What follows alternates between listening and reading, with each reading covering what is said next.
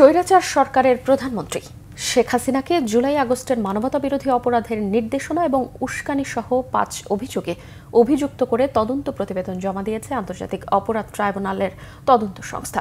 সাবেক স্বরাষ্ট্রমন্ত্রী আসাদুজ্জামান খান কামাল ও সাবেক আইজিপি চৌধুরী আবদুল্লাহ আল মামুনের বিরুদ্ধেও মানবতাবিরোধী অপরাধের প্রমাণ মিলেছে। বিস্তারিত নাবিল জাহাঙ্গীরের রিপোর্টে।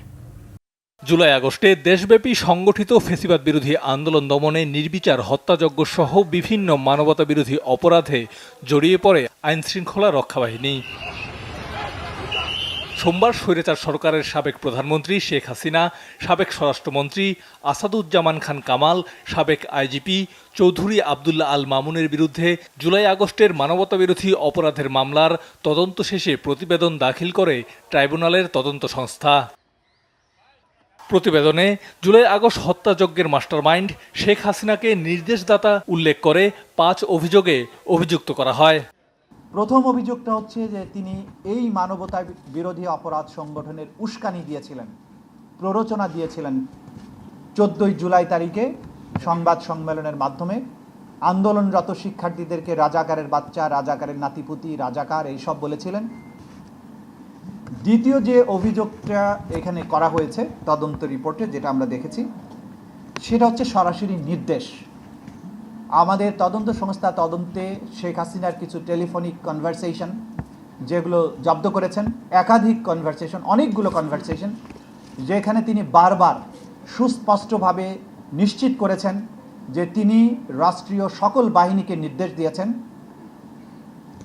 হেলিকপ্টার, ড্রোন, এপিসি সহ মারণাস্ত্র ব্যবহার করে নিরস্ত্র নিরীহ আন্দোলনকারী যে সিভিলিয়ান পপুলেশন, যারা বাংলাদেশে একটি ন্যায়সঙ্গত অধিকার আদায়ের জন্য শান্তিপূর্ণ আন্দোলনের রত ছিল, তাদেরকে সম্পূর্ণ নিশ্চিহ্ন বা নির্মূল করার জন্য তিনি নির্দেশ দিয়েছিলেন।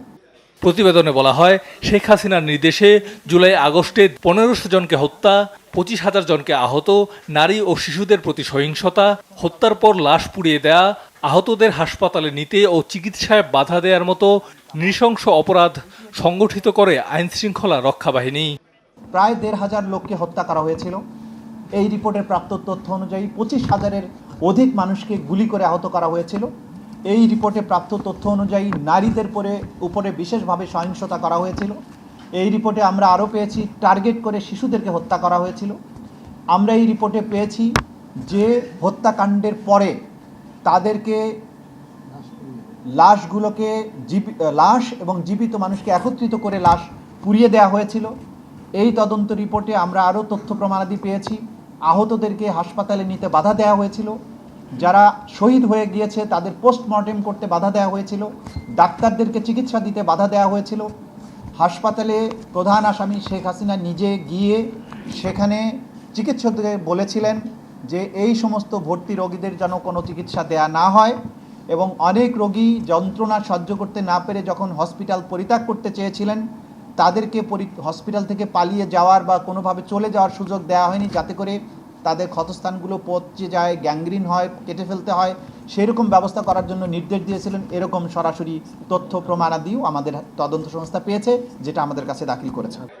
এসব ঘটনায় সাবেক স্বরাষ্ট্রমন্ত্রী আসাদুজ্জামান খান কামাল, সাবেক আইজিপি চৌধুরী আবদুল্লাহ আল মামুনের সরাসরি সংশ্লিষ্টতাও উঠে আসে প্রতিবেদনে।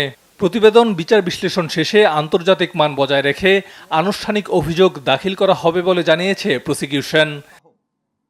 নাবিল জাহাঙ্গীর, বাংলাভিশন, ঢাকা।